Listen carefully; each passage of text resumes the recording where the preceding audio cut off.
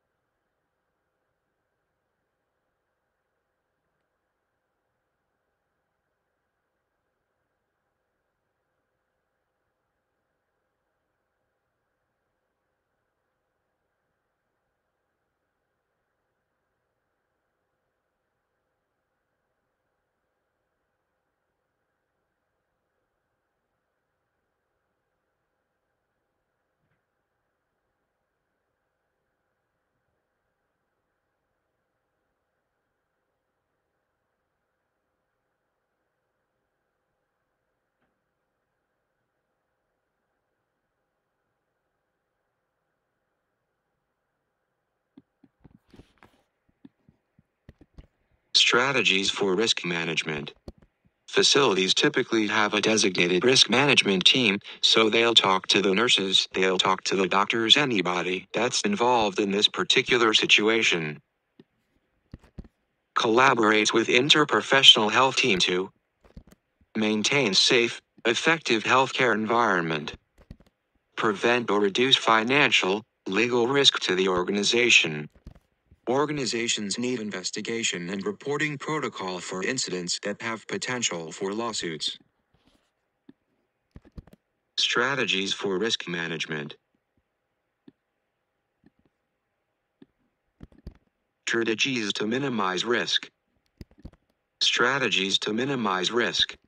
Identifying areas in which incidents commonly occur, implementing practices to minimize likelihood of incidents in those areas. So first they want to identify areas in which incidents commonly occur. So again, talking about, the losing of the dentures and the hearing aids, maybe it's high incidences of DVT. So if this is a complication that you see coming up a lot, you might want to put an incident report. Doesn't that risk management can look at it and they can say, well, maybe we need more physical therapists because we're not getting our patients out of bed in a reasonable manner, or are people deviating from practice and not using the TED stockings or pneumatic boots. So they look for things that can cause lawsuits, whether it's malpractice or just incidents that can cost the hospital money. List 2 ways that hospitals can assess their risk level: data collection, incident report systems, staff education. Implementing physician's orders. Minimize risk by analyzing procedures and medications ordered by physician. Is this a medication that is usually prescribed for this procedure? Accidents happen. Doctors are not immune to it. Nursing is another check for any order that goes in. If a doctor puts in an order for a medication and they put it in on the wrong patient and in rounds, you guys never talked about starting this medication, or it doesn't really seem to make sense for the condition that the patient came in for, that it's the nurse's responsibility to go to the provider and said, did you mean to order this? And I can't tell you how many times we have had patients that have like the same last name or very close, and the wrong order has gone in for the wrong patient, and it's actually nursing right caught it. Implementing physician's orders.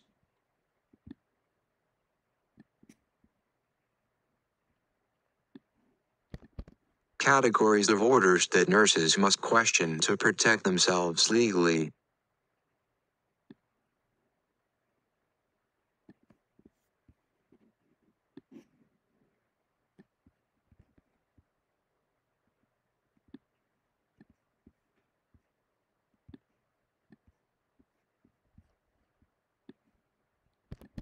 Categories of orders that nurses must question to protect themselves legally. So if a patient says, my PCP told me that I have to take Lipitor, I can't take like atorvastatin or simvastatin, then you need to go back to the physician and say, the patient says they can't take this medication, and for whatever reason that they can't. Any order if the patient's condition has changed. If they ordered a medication because the patient was exhibiting certain signs and the patient doesn't have those symptoms anymore and you need to go back, do you still want me to give this medication?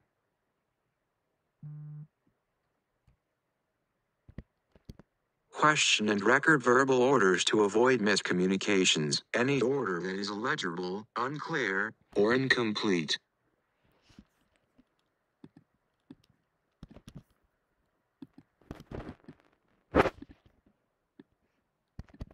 So back in the day, verbal orders were much more prevalent than they are now, but so many transcription errors happen because of them, and miscommunications at hospitals really don't like to see any of our orders go. And if you're in emergency and you have to take a verbal order, you need to save back to the physician. So what I'm hearing is you lie 10 units of subcutaneous insulin or whatever it is, and then you need to write it down as you're saying it, not try to hold it to memory. And then any order that is illegible, unclear, or incomplete. So luckily, with medical records being electronic now, we don't have to decipher as much handwriting. But if anything seems unclear, or you don't know if that's how they mounted, then you need to seek clarification. So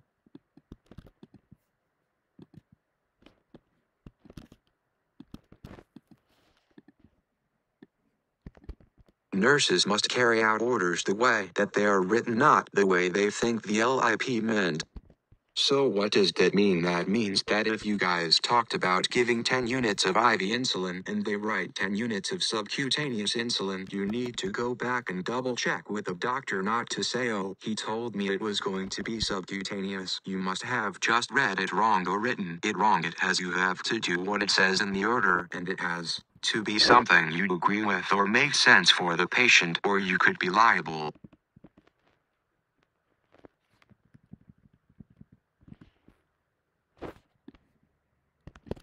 Licensed independent practitioner.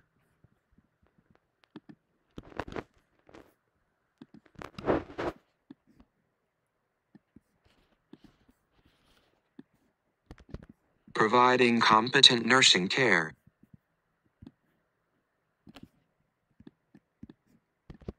Provide care that is within legal boundaries of nursing practice, within boundaries of agency policies and procedures.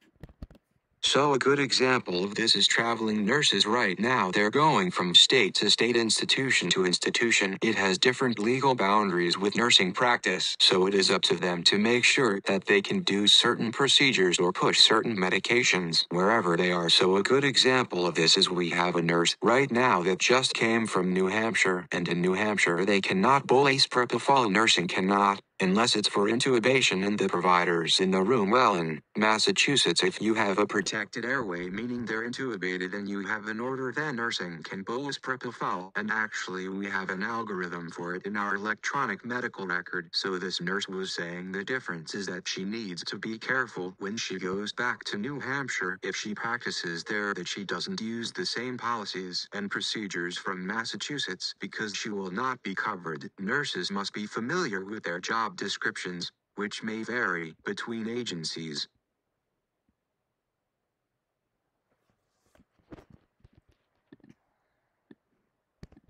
Nurses must be familiar with their job descriptions, which may vary between agencies. Nurses must be responsible for ensuring that their education, experience are adequate for responsibilities specified in job description.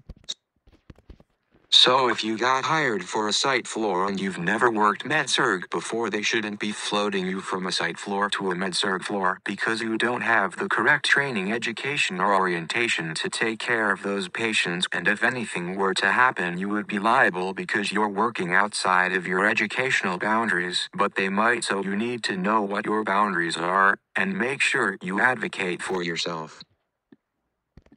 Providing competent nursing care.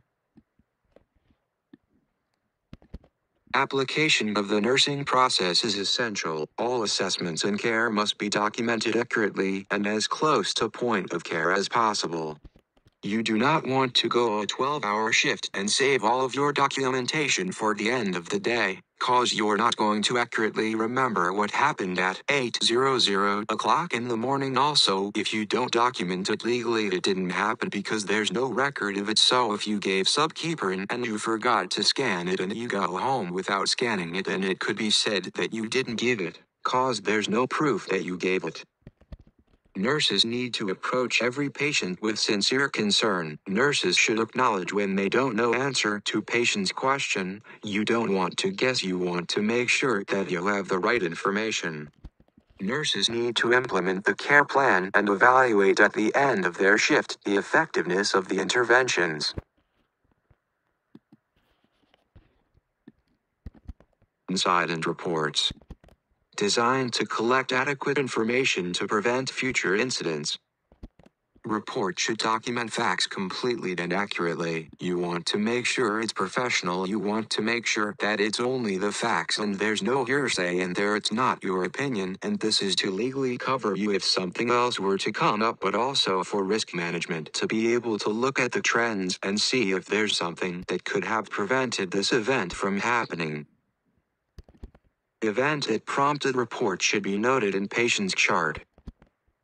You should have scanned it, but let's say you didn't. In the chart, you would just write Lantus counseling given instead of regular incident insulin MD notify, and whoever the MD was, then you would fill out an incident report that has more details to it, so you know the vial was in the wrong drawer in the Pyxis. I pulled it out, I drew it up. The scanner on my computer wasn't working, so I was unable to scan it. The wrong medication was administered to the patient. In their risk management can see that the wrong medication was in the Pyxis, that the scanners we need to make sure that they're working, and these are things that you can go in and fix. You do not want to put in the medical record that an incident report was filed, because then the incident report becomes part of the medical record. Charting should not include any mention that an incident report was filed. If mentioned, this creates what issue for the hospital. If the patient required treatment as a result of the event, that is noted in chart.